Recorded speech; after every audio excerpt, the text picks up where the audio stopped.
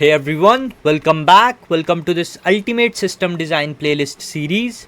और आज के इस वीडियो में हम बात करने वाले हैं कैशिंग के बारे में कि कैशिंग होता क्या है, हमें कैशिंग की नीड क्या है, और हम देखेंगे कुछ पॉपुलर कैशिंग की स्ट्रैटेजीज़ को। तो स्टार्ट करते हैं और इस कैशिंग को समझते हैं हम एक एग्जांपल के थ्रू। तो लेट्स से कि आप एक ई कॉमर्स एप्लीकेशन यूज़ कर रहे हैं, अमेज़ॉन, फ्लिपकार्ट जैसा। तो उस एप्लीकेशन में कुछ डेटा ऐसा होगा जो आप बहुत फ्रीक्वेंटली एक्सेस करेंगे, कॉमनली आस्क्ड डेटा।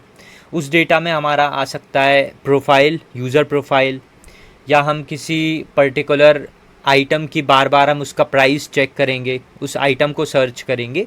तो ऐसे हमारे वेबसाइट में कुछ कॉमनली आस्क्ड डेटा या फ्रीक्वेंटली आस्क्ड डेटा हो सकता है। तो उस डेटा को हम एक्सेस कैसे करेंगे, ये हम पहले भी प्रीवियस वीडियोज़ में देख चुके हैं कि ये क्लाइंट रिक्वेस्ट करेगा और ये रिक्वेस्ट सबसे पहले जाएगी सर्वर के पास। उसके बाद ये सर्वर डेटाबेस से क्वेरी करेगा उस डेटा को और डेटाबेस रिज़ल्ट या रिस्पॉन्स सेंड करेगा। फिर ये सर्वर उस रिस्पॉन्स को सेंड कर देगा क्लाइंट को। अब लेट्स से कि ये क्लाइंट, लेट्स से ये यूज़र ए है, ये यूज़र ए है हमारा, और ये यूज़र ए अपनी प्रोफाइल को एक्सेस करना चाहता है, एक ई कॉमर्स एप्लीकेशन में अपनी प्रोफाइल को एक्सेस करना चाहता है। तो सबसे पहले ये रिक्वेस्ट जाएगी सर्वर के पास। तो लेट्स से कि क्लाइंट से सर्वर तक रिक्वेस्ट जाने में 2 मिलीसेकेंड का टाइम लग रहा है। और फिर ये सर्वर क्या करेगा, ये सर्वर जाएगा इस डेटाबेस के पास इस यूज़र ए की प्रोफाइल को लेने के लिए, या इस यूज़र ए की प्रोफाइल को एक्सेस करने के लिए। तो लेट्स से कि सर्वर से डेटाबेस तक जाने में हमें फिर से 2 मिलीसेकेंड का टाइम लगा, क्योंकि ये एक नेटवर्क कॉल होगी। हम डेटाबेस तक जा रहे हैं, so it will be a network call. तो ये हमें सर्वर से डेटाबेस तक जाने में लगा 2 मिलीसेकेंड का टाइम। अब लेट्स से कि वापस डेटाबेस सर्वर को रिस्पॉन्स सेंड करेगा, तो उसमें भी हमें लेट्स से 2 मिलीसेकेंड का टाइम लग रहा है। तो ये रिस्पॉन्स आ गया सर्वर के पास। उसके बाद ये सर्वर इस रिस्पॉन्स को भेज देगा इस क्लाइंट को। तो लेट्स से इसमें भी हमें लग रहा है 2 मिलीसेकेंड का टाइम। तो यदि हमारे पास कैश मेमोरी जैसा कुछ नहीं होता है, तो एक रिक्वेस्ट को फुलफ़िल करने के लिए हमें 2 + 2 4 6 8 मिलीसेकेंड का टाइम लग रहा है। 8 मिलीसेकेंड का टाइम यूज़र की प्रोफाइल को एक्सेस करने के लिए। क्यों? क्योंकि यहाँ पे हमारे पास एक नेटवर्क कॉल बढ़ जा रही है, डेटाबेस तक जाने के लिए नेटवर्क कॉल बढ़ जा रही है। उसके बाद क्या हो रहा है कि लेट्स से यूज़र ने एक बार प्रोफाइल एक्सेस कर ली, अब उसको लेट्स से फिर से अपनी प्रोफाइल एक्सेस करना है, तो वो फिर से सेम स्टेप्स फॉलो करेगा। पहले वो रिक्वेस्ट करेगा, रिक्वेस्ट जाएगी सर्वर के पास, फिर सर्वर डेटाबेस के पास जाएगा उसकी रिक्वेस्ट लेके, फिर डेटाबेस यूज़र की प्रोफाइल को सर्वर को सेंड करेगा, फिर सर्वर इस रिस्पॉन्स को सेंड कर देगा क्लाइंट को। तो every time we have to repeat the same steps. तो बार बार हमें डेटाबेस को एक्सेस करना पड़ रहा है। इसकी वजह से क्या होगा कि डेटाबेस पे लोड बढ़ जाएगा, और जो हमारा डेटाबेस होता है, डेटाबेस ऑपरेशंस होते हैं, दे आर वेरी कॉस्टली, और ये हमारे रिक्वेस्ट रिस्पॉन्स टाइम को स्लो कर देते हैं, क्योंकि एक हम एक्स्ट्रा नेटवर्क कॉल बढ़ा देते हैं। और सेम टास्क के लिए एक बार तो हमने प्रोफाइल एक्सेस कर ली थी, अब हमें दोबारा करना है, तो हम वापस से सेम चीज़ें रिपीट करते हैं। तो इससे क्या होता है कि हम सेम काम के लिए डेटाबेस को बार बार कॉल करते हैं। डेटाबेस सही से ऑप्टिमाइज़ नहीं हो पाता है, हम हमारे रिसोर्सेज का सही से यूज़ नहीं करते। तो यहाँ पे डेटाबेस पे एक्स्ट्रा लोड बढ़ जाता है, क्योंकि यहाँ पे तो सिर्फ एक ही यूज़र था, user A. Let's say same ऐसे ही 10,000 या 1 मिलियन यूज़र्स एक साथ आ गए and they are asking for their profile बार बार रिपीटेडली। तो एक सिंगल डे में हमें एक ऑपरेशन के लिए, बेसिक से ऑपरेशन के लिए हर बार डेटाबेस को क्वेरी करना पड़ेगा, which is not a good thing, क्योंकि database operations are very costly, जहाँ पे हमारी एक एक्स्ट्रा नेटवर्क कॉल बढ़ जाती है। तो यहाँ पे if we are not using caching, if we don't have cache memory, तो एक हमारा नेटवर्क कॉल बढ़ गई, हमारा डेटाबेस पे लोड बढ़ गया, and database operations are very costly. तो जो हमारा इंटायर रिक्वेस्ट रिस्पॉन्स टाइम होता है वो उसको स्लो कर देते हैं। तो यहाँ पे एक सिंपल रिक्वेस्ट को सर्व करने के लिए 8 मिलीसेकेंड का टाइम लगा। अब लेट्स से कि हमारे पास कैश मेमोरी है, तो कैश मेमोरी होने से हमें क्या फ़ायदा है। तो सबसे पहले सेम ये user A wants to access his profile, तो ये रिक्वेस्ट जाएगी सर्वर के पास। अब लेट से सर्वर तक रिक्वेस्ट जाने में 2 मिली सेकेंड का टाइम लगा। अब कैश मेमोरीज के होने से क्या फ़ायदा है कि ये सर्वर यूज़र ए की प्रोफाइल के लिए डेटाबेस के पास ना जाकर इस कैश मेमोरी के पास जाएगा और पूछेगा कि do you have profile of user A. If cache memory have the profile of user ए, तो वो सिंपली यहाँ से इस सर्वर को रिस्पॉन्स रिटर्न कर देगा। अब ये जो कैश मेमोरी होती है इट इज़ वेरी फास्ट और ये टेम्पररी डेटा को स्टोर करती है। तो फास्ट होने की वजह से यहाँ पे रिक्वेस्ट रिस्पॉन्स टाइम भी कम हो जाएगा, राइट। तो सर्वर इस कैश मेमोरी से पूछेगा कि do you have profile of user ए, तो कैश मेमोरी बोलेगी कि yes I have a profile of user ए। तो यहाँ पे लेट्स से कि सर्वर से कैश मेमोरी तक रिक्वेस्ट जाने में 1 मिली सेकेंड का टाइम लगा बिकॉज इट इज़ फास्ट, और यहाँ पे कैश ने 1 मिली सेकेंड में रिस्पॉन्स दे दिया सर्वर को, यहाँ भी 1 मिली सेकेंड का टाइम लगा। उसके बाद सर्वर से रिस्पॉन्स जाने क्लाइंट तक रिस्पॉन्स जाने में लेट्स से 2 मिली सेकेंड का टाइम लगा। तो यहाँ पे यदि हम कैलकुलेट करें तो इट वुड बी 2 + 2 4 5 6। तो अब यहाँ पे 6 मिली सेकेंड्स में हमने यूज़र की रिक्वेस्ट को फुलफ़िल कर दिया। तो ये काम होता है हमारे कैश मेमोरी का। बेसिकली ये एक स्टोरेज होता है, टेम्पररी स्टोरेज, जो कि टेम्पररी डेटा को स्टोर करने में हमारी हेल्प करता है, और ये फास्ट होता है क्योंकि ये इन मेमोरी सॉल्यूशन है। So if we have frequently accessed data, frequently asked data, तो हम उसे टेम्पररी स्टोर कर सकते हैं हमारे फास्ट स्टोरेज में, which is our cash memory. तो अब कैशिंग के आने से हमने नेटवर्क कॉल्स को अवॉइड कर दिया। जो हमारी डेटाबेस तक एक्स्ट्रा नेटवर्क कॉल जा रही थी उसको हमने हटा दिया, उसको हमने रिमूव कर दिया। अब हमें चीज़ें रिकम्प्यूट नहीं करना। लेट्स से कि हमने किसी यूज़र की प्रोफाइल को एक बार एक्सेस कर लिया तो हम उसे सिंपली कैश मेमोरी में स्टोर कर देंगे, और फिर कैश मेमोरी से ही हम उस यूज़र की रिक्वेस्ट को या प्रोफाइल को क्लाइंट को या यूज़र को बार बार भेजते रहेंगे। तो हमें यहाँ चीज़ें रिकम्प्यूट नहीं करना। हमने डेटाबेस पे जो एक्स्ट्रा लोड था उसे हटा दिया, उसे रिड्यूस कर दिया, और ये सब की वजह से, नेटवर्क कॉल्स रिमूव करने की वजह से, रिकम्प्यूटेशन को अवॉइड करने से, डेटाबेस लोड कम करने से हमारा रिक्वेस्ट रिस्पॉन्स टाइम फास्ट हो गया, क्योंकि cache memory is in memory solution and it is fast.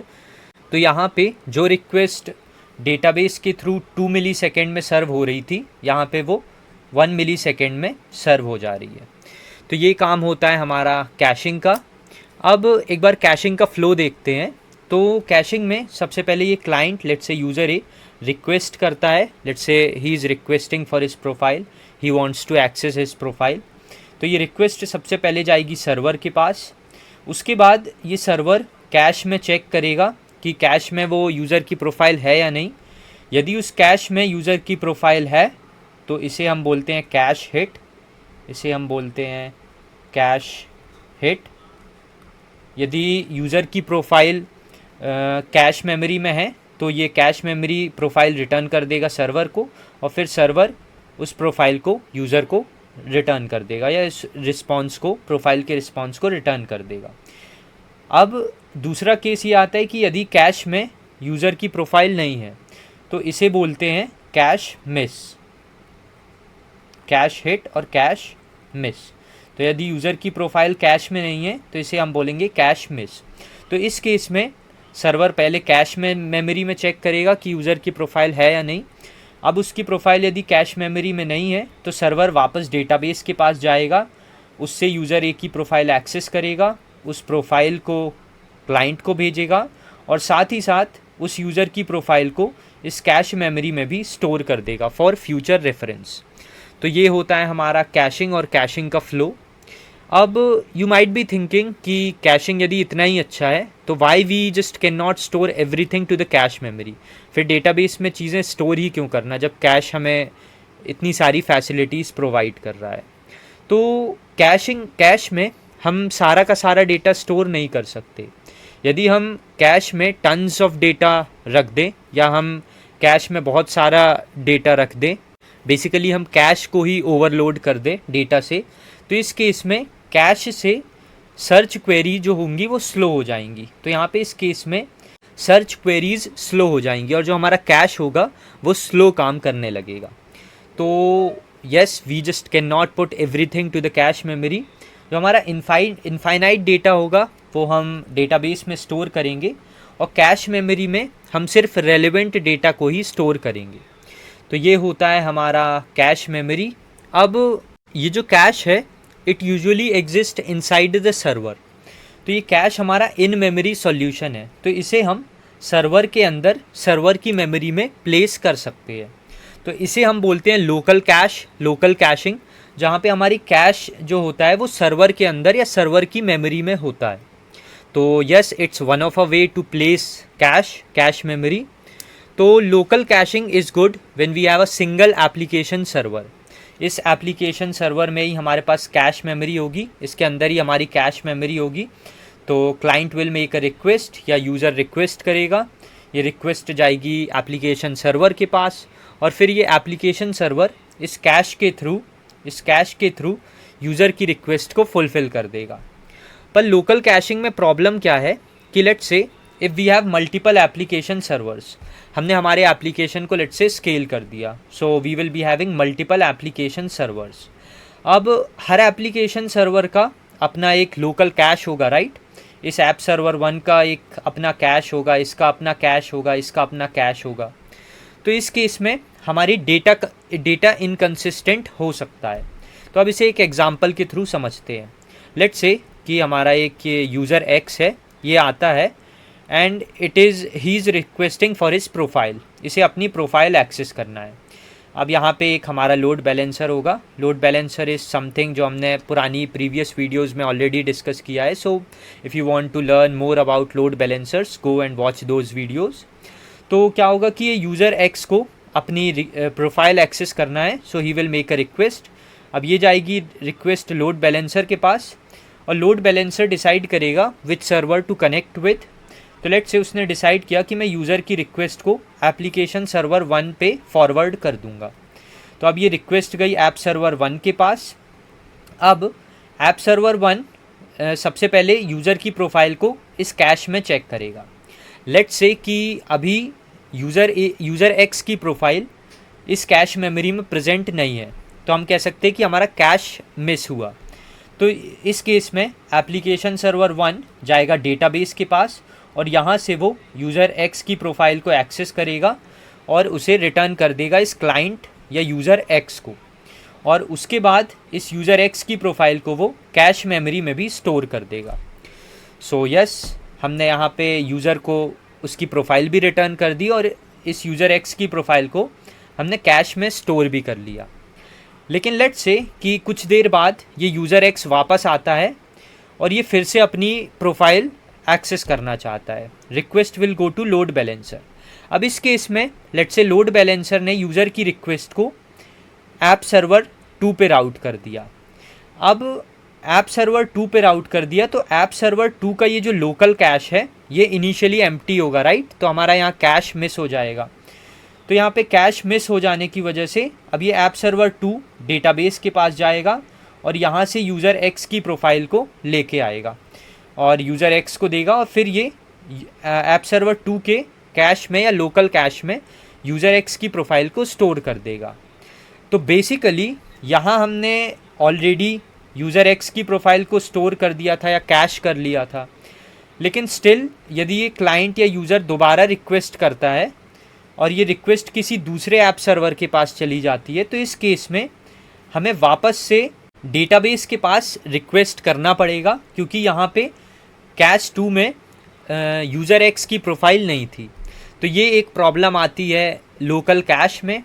अब एक और प्रॉब्लम क्या आती है कि लेट्स से यूज़र एक्स आता है और ये यूज़र एक्स अपनी प्रोफाइल अपडेट करना चाहता है। अब लेट्स से कि एप्लीकेशन सर्वर 2 के कैश में, इसके लोकल कैश में यूज़र एक्स की प्रोफाइल ऑलरेडी सेव्ड है। तो ये यूज़र एक्स आया और इसको अब अपनी प्रोफाइल को अपडेट करना चाहता है। लेट्स से कि इस केस में लोड बैलेंसर ने यूज़र एक्स की रिक्वेस्ट को ऐप सर्वर 3 पे राउट कर दिया। तो यहाँ पे ऐप सर्वर 3 जाएगा डेटाबेस के पास, यहाँ ये प्रोफाइल अपडेट करेगा, उसके बाद ये इस डेटा को स्टोर कर देगा कैश में, इस कैश 3 में या एप्लीकेशन सर्वर 3 के कैश में। तो ठीक है, यूज़र की प्रोफाइल तो हमने अपडेट कर दी, पर यदि लेट्स से कि यूज़र एक्स कुछ देर बाद आता है and he wants to access his profile, वो रिक्वेस्ट करता है, और लेट्स से कि इस केस में लोड बैलेंसर यूज़र की रिक्वेस्ट को ऐप सर्वर 2 पे राउट कर देता है। तो अब इस केस में ऐप सर्वर 2 के कैश में तो हमने पहले ही देखा कि पुराना डेटा था, यहाँ पे प्रीवियस जो डेटा था वही बस था। अपडेटेड डेटा कहाँ पे था? हमारे इस ऐप सर्वर 3 के कैश में। तो यहाँ पे लोकल कैश में ये हमारे पास एक डेटा इनकन्सिस्टेंसी की प्रॉब्लम आती है। तो अब इस प्रॉब्लम को हम कैसे सॉल्व करते हैं? तो इस प्रॉब्लम को सॉल्व करने के लिए हम डिस्ट्रीब्यूटेड कैश का यूज़ करते हैं, डिस्ट्रीब्यूटेड कैशिंग का यूज़ करते हैं। अब डिस्ट्रीब्यूटेड कैशिंग में क्या होता है कि हम कैश को एक शेयर्ड लोकेशन पे रखते हैं।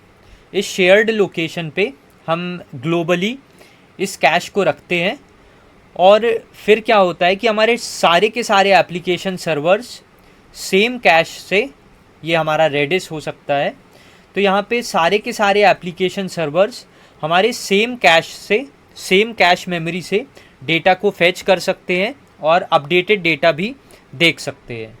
तो यहाँ पे यदि हम डिस्ट्रीब्यूटेड कैश का यूज़ करते हैं तो हम डेटा इनकन्सिस्टेंसी की प्रॉब्लम को सॉल्व कर सकते हैं। अब डिस्ट्रीब्यूटेड कैश का यूज़ करने से क्या होता है कि हम इस कैश मेमोरी को, कैश को या रेडिस के क्लस्टर्स को इंडिविजुअली भी स्केल कर सकते हैं। लेट्स से कि हमारा ये जो रेडिस है, कैश है, ग्लोबल कैश है, इसमें ज़्यादा लोड पड़ रहा है, तो हम क्या कर सकते हैं कि इसे इंडिविजुअली स्केल भी कर सकते हैं। तो हमारे पास अब इस रेडिस क्लस्टर के मल्टीपल इंस्टेंसेस हो जाएंगे, तो यहाँ पे ये सिंगल पॉइंट ऑफ फेलियर भी नहीं रह जाएगा। तो ऐसे करके हम डिस्ट्रीब्यूटेड कैश का यूज़ करते हैं। डिस्ट्रीब्यूटेड कैश में बेसिकली हम एक शेयर्ड लोकेशन पे हमारे कैश मेमोरी को रखते हैं, ताकि सारे के सारे एप्लीकेशन सर्वर्स उस सेम कैश मेमोरी से डेटा को एक्सेस कर पाएँ।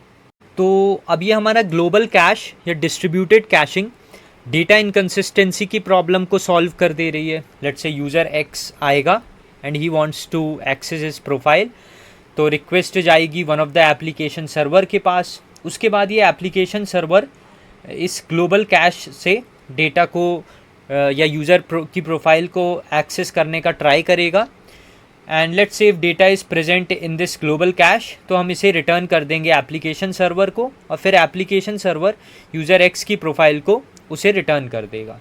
अब यदि यूज़र की रिक्वेस्ट ऐप सर्वर 2 पे भी आती है तो भी हम ग्लोबल कैश यूज़ कर रहे हैं। हमारा जो कैश है वो एक शेयर्ड लोकेशन पे है, हम सेम कैश मेमोरी यूज़ कर रहे हैं, तो ऐप सर्वर 2 भी सेम कैश को, सेम ग्लोबल कैश को ही एक्सेस करेगा। तो ये फ़ायदा होता है हमारे डिस्ट्रीब्यूटेड कैश का। तो यस, डिस्ट्रीब्यूटेड कैश के आने से हमारे डेटा इनकन्सिस्टेंसी की प्रॉब्लम सॉल्व हुई। सो वी कैन से कि ये एक्यूरेट होता है, बट इट इज़ स्लो। अब ये स्लो क्यों है? क्योंकि यहाँ पे हम ग्लोबली कैश का यूज़ कर रहे हैं, ग्लोबल कैश का यूज़ कर रहे हैं, तो यहाँ हमारी एक नेटवर्क कॉल बढ़ जाएगी, एक्स्ट्रा नेटवर्क कॉल बढ़ जाएगी। तो ये स्लो होता है क्योंकि हमारे पास एक्स्ट्रा नेटवर्क कॉल बढ़ जाती है। तो ये होते हैं हमारे local cash and distributed cash. अब नेक्स्ट क्वेश्चन जो आता है वो ये है कि हमें कौन सा डेटा इन कैश मेमोरी में रखना है, कौन सा डेटा हमें कैश मेमोरी में नहीं रखना। तो एक बार इसे समझते हैं। तो इसके लिए हम यूज़ करते हैं कैश पॉलिसीज़ का। अब कैश पॉलिसीज़ हमें बताती हैं कि कौन सा डेटा हमें कैश में लोड करना है, कौन सा डेटा हमें कैश में रखना है, और कौन सा डेटा हमें कैश से बाहर करना है। सो कैश पॉलिसी टेल्स कि which data we have to load to the cache and which data we have to evict out of the cache. तो ये दो चीज़ें हमें कैश पॉलिसीज़ बताती हैं, और जो कैश की परफॉर्मेंस होती है वो सिंपली इन कैश पॉलिसीज़ पे ही डिपेंड करती है। अब हमारे पास दो कैश पॉलिसीज़ होती हैं। फर्स्ट होती है हमारा कैश एविक्शन पॉलिसी, तो ये जो हमारी कैश एविक्शन पॉलिसी होती है ये बताती है कि कौन सा डेटा हमें एविक्ट करना है कैश से। तो ये बताएगी कि हमें कौन सा डेटा कैश से बाहर निकालना है। तो इसमें हमारे पास एक आ जाती है लीस्ट रिसेंटली यूज्ड, एक हमारे पास आ जाती है फर्स्ट इन फर्स्ट आउट, और एक हमारे पास आ जाती है लीस्ट फ्रीक्वेंटली यूज्ड। तो अब एक एक करके इन्हें समझते हैं। तो सबसे पहले हम देखते हैं फीफो को, फर्स्ट इन फर्स्ट आउट। तो इसमें क्या होता है कि हमारे कैश में, लेट्स से ये हमारा कैश है, तो फीफो में क्या होता है कि जो भी डेटा पहले स्टोर किया गया कैश में, जो भी डेटा कैश में पहले स्टोर किया गया फर्स्ट इन, उसे ही हम पहले रिमूव करते हैं। लेट्स से कि यहाँ पे हमारे पास डेटा इस ऑर्डर में आया ABC, लेट्स से ये एक डेटा है, ये एक डेटा है और ये एक डेटा है, और सेम ऑर्डर में ये डेटा आया 1 2 3, इस सेम ऑर्डर में ये डेटा आया। तो क्या होगा कि ये डेटा हम कैश में स्टोर करेंगे। अब क्योंकि ये जो A है इसे हमने सबसे पहले कैश में स्टोर किया था, तो इसे ही हम सबसे पहले कैश से रिमूव करेंगे। तो ये होता है हमारा फर्स्ट इन फर्स्ट आउट। अब ये फर्स्ट इन फर्स्ट आउट में प्रॉब्लम क्या है कि ये फर्स्ट इन फर्स्ट आउट इस बात पे जोर नहीं देता कि ये डेटा कितने बार एक्सेस हो रहा है। लेट्स से कि ये जो डेटा A है ये हर घंटे एक्सेस हो रहा है, लेट्स से एवरी आवर ये डेटा एक्सेस हो रहा है, और ये जो डेटा है ये B और C है, ये लेट्स से 5 डेज़ के इंटरवल में हो रहा है, 5 दिन में एक बार, ये भी लेट्स से 7 डेज़ में एक बार। तो इस फीफो के लिए ये एक्सेस काउंट मैटर नहीं करता, भले ही ये डेटा A जो है वो भले ही हर घंटे एक्सेस हो रहा है, बट स्टिल ये यदि पहले आया है तो ये फीफो किसी नए डेटा के लिए, लेट्स से अब हमें नया डेटा D ऐड करना है, तो ये कैश क्या करेगा, फीफो क्या करेगा, इस कैश से इस डेटा A को रिमूव कर देगा क्योंकि ये पहले आया था। भले ही वो डेटा हर घंटे एक्सेस हो रहा है, but it doesn't matter for FIFO. FIFO हमेशा उसे रिमूव करेगा जो पहले आया। So that's why we call this FIFO, first in first out. अब जो हमारे पास नेक्स्ट है वो है लीस्ट रिसेंटली यूज्ड। तो अब इसमें हम क्या करते हैं, हम रिसेंटली यूज्ड एंट्रीज़ को टॉप पे रखते हैं। लेट्स से कि हमारे पास ऐसे 3 डिफरेंट एंट्रीज़ हैं, लेट्स से 5 डिफरेंट एंट्रीज़ हैं A, B, C, D and E, और जो हमारा A, C और D है ये रिसेंटली यूज़ हुआ है। लेट्स से ये हुआ है फ्यू सेकेंड्स अगो, ये हुआ है फ्यू सेकेंड्स अगो, ये हुआ है फ्यू मिनट्स अगो, ये हुआ है फ्यू मिनट्स अगो, और ये हुआ है लेट्स से फ्यू आवर्स अगो। तो क्या करते हैं, हम रिसेंटली यूज्ड एंट्रीज़ को टॉप पे रखते हैं, और जो हमारा लीस्ट रिसेंटली यूज्ड है उनको हम बॉटम पे रखते हैं। So which will be B and E। तो इन्हें हम बॉटम पे रखते हैं, और हम क्या करते हैं लीस्ट रिसेंटली यूज्ड में जो हमारी बॉटम मोस्ट एंट्रीज़ हैं, बॉटम मोस्ट एंट्रीज़ या लीस्ट रिसेंटली यूज्ड एंट्रीज़ जो कि फ्यू डेज़ बैक यूज़ हुई हैं या मंथ्स बैक यूज़ हुई हैं, तो हम क्या करते हैं कि बॉटम मोस्ट एंट्रीज़ को या लीस्ट रिसेंटली यूज्ड एंट्रीज़ को किक आउट कर देते हैं फ्रॉम कैश मेमोरी। तो ये होता है हमारा लीस्ट रिसेंटली यूज्ड। अब लीस्ट रिसेंटली यूज्ड के बाद हमारा आ जाता है लीस्ट फ्रीक्वेंटली यूज्ड। तो लेट्स से इसे भी सेम एग्जांपल से समझते हैं। लेट्स से हमारे पास ऐसे 3 डिफरेंट एंट्रीज़ हैं, ये एक एंट्री A है, एंट्री B है, एंट्री C है, ये तीनों ही हमारे कैश मेमोरी में स्टोर हैं। अब लीस्ट फ्रीक्वेंटली यूज्ड में क्या होता है कि लेट्स से ये एंट्री A है, ये 5 बार एक्सेस की गई है, ये वाली 3 बार, और लेट्स से ये C एंट्री जो है ये केवल 1 बार एक्सेस की गई है। तो लीस्ट फ्रीक्वेंटली यूज्ड में हम उस एंट्री को रिमूव कर देते हैं जो बहुत कम यूज़ हुई हो। तो इस केस में ये जो C एंट्री है इसका फ्रीक्वेंसी काउंट या एक्सेस काउंट केवल 1 है, तो ये लीस्ट फ्रीक्वेंटली एक्सेस्ड है। तो इसमें क्या करेंगे, हम लीस्ट फ्रीक्वेंटली एक्सेस्ड में हम सबसे कम एक्सेस की गई एंट्री को रिमूव कर देंगे। तो इस केस में हम इस C को कैश से रिमूव कर देंगे। यदि कोई नया डेटा D आता है तो इस D को इंसर्ट करने के लिए हम इस C को एविक्ट कर देंगे फ्रॉम कैश मेमोरी।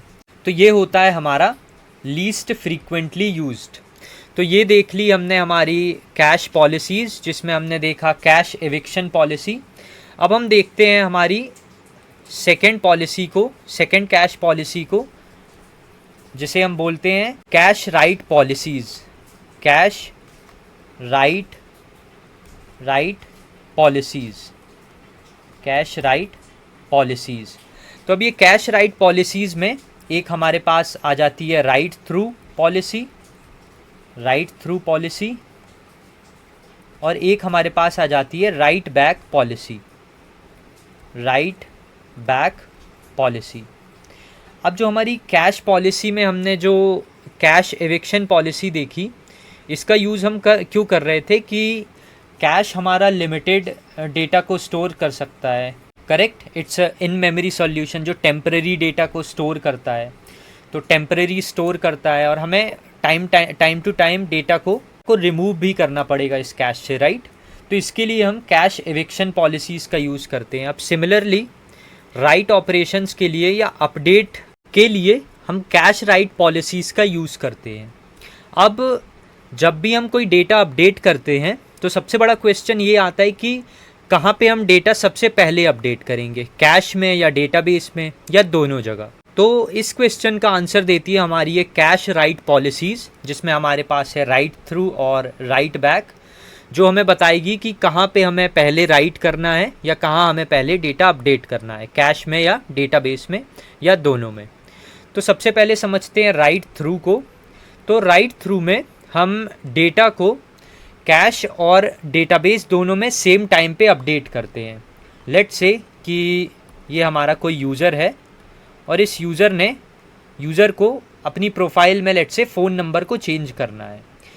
तो इस केस में रिक्वेस्ट जाएगी ऐप सर्वर के पास, और यहाँ पे होगा हमारा एक डिस्ट्रीब्यूटेड कैश, यहाँ हो गया हमारा कैश, और फिर यहाँ पे हो गया हमारा डेटाबेस, यहाँ पे डेटाबेस। तो राइट थ्रू में सबसे पहले ये डेटा चेंज होगा कैश में, कैश मेमोरी में। लेट्स से यूज़र को अपना फ़ोन नंबर, यूज़र एक्स को अपना फ़ोन नंबर चेंज करना है, तो ये चेंज होगा सबसे पहले कैश में, और फिर सेम टाइम पे ही ये चेंज हो जाएगा डेटाबेस में। मतलब राइट थ्रू पॉलिसी में कैश और डेटाबेस दोनों सेम टाइम पे अपडेट होते हैं। तो एक बार फ्लो देखते हैं हमारे राइट थ्रू का। तो राइट थ्रू में यूज़र सबसे पहले अपडेट करता है और ये अपडेट जाती है कैश में, उसके बाद कैश इस अपडेट को इमीडिएटली डेटाबेस में रिफ्लेक्ट कर देता है। Cache writes it immediately to database. उसके बाद both cache and DB are always in sink.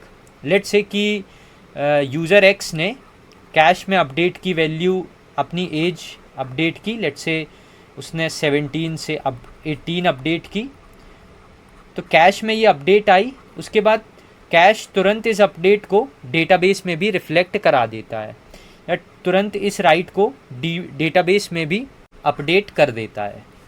तो ये होता है हमारा राइट थ्रू।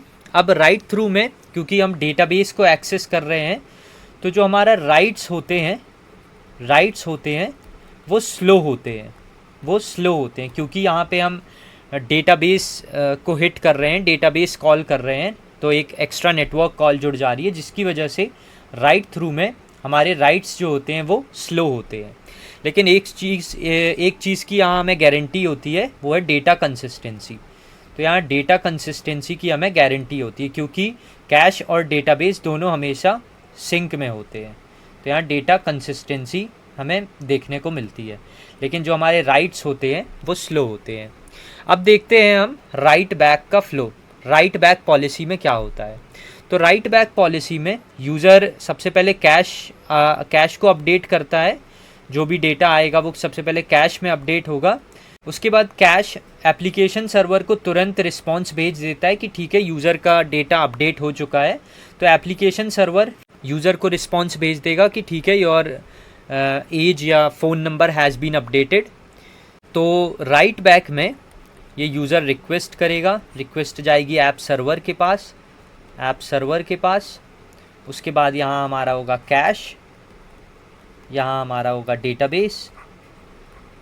तो राइट बैक में कोई भी यूज़र अपडेट करता है या राइट ऑपरेशन परफॉर्म करता है, लेट्स से एज चेंज करना, तो ये रिक्वेस्ट जाएगी कैश में यहाँ यूज़र की एज चेंज हो जाएगी, लेट्स से 17 से 18 हो जाएगी, और उसके बाद ये कैश इमीडिएटली रिस्पॉन्स सेंड कर देगा ऐप सर्वर को कि ठीक है user's age has been changed, और फिर ऐप सर्वर इस रिस्पॉन्स को भेज देगा इस यूज़र को।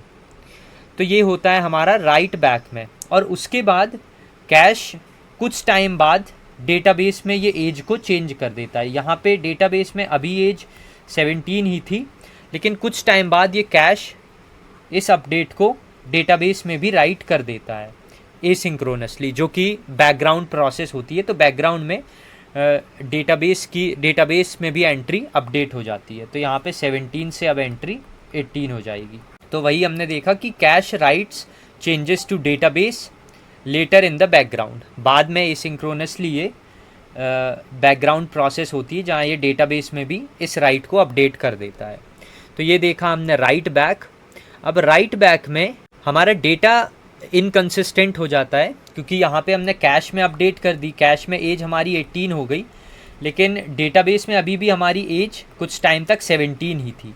तो राइट बैक के केस में कुछ टाइम तक डेटा इनकंसिस्टेंट रह सकता है। तो यहाँ पे हमें कुछ टाइम तक डेटा इनकंसिस्टेंट देखने को मिल सकता है, लेकिन ये जो हमारा राइट बैक होता है, इसमें जो हमारे राइट्स होते हैं, राइट ऑपरेशन होते हैं, दे आर फास्ट। क्यों? क्योंकि हम इमीडिएटली डेटाबेस में चेंज नहीं कर रहे, हम सिर्फ कैश में सबसे पहले चेंज करते हैं, कैश में अपडेट करते हैं, और बाद में हम डेटाबेस में करते हैं। तो जो हमारा राइट बैक होता है वहाँ पे राइट्स आर फास्ट, क्योंकि यहाँ हम सिर्फ कैश में पहले अपडेट करते हैं, डेटाबेस में नहीं करते, डेटाबेस में बाद में करते हैं। तो इस वजह से हमें डेटाबेस के लिए नेटवर्क कॉल नहीं करना पड़ता, डेटाबेस को एक्सेस नहीं करना पड़ता। इस वजह से जो हमारा राइट बैक होता है वो फास्ट होता है। तो ये देखा हमने कैश राइट पॉलिसीज़, हमने कैश एविक्शन पॉलिसीज़ भी देखी, हमने उसमें LRU, FIFO, LFU देखा, हमने कैश राइट पॉलिसीज़ में राइट थ्रू और राइट बैक देखा, हमने डिस्ट्रीब्यूटेड कैश देखा, हमने कैशिंग देखा, और हमने देखा कि कैसे कैशिंग डिस्ट्रीब्यूटेड कैशिंग से डिफरेंट है, हमारे लोकल कैशिंग में क्या प्रॉब्लम आ रही थी जिसकी वजह से हमें डिस्ट्रीब्यूटेड कैशिंग में जाना पड़ा। So I think this is all for this video, and we'll see you in the next video. So till then, bye bye, show some love, thanks.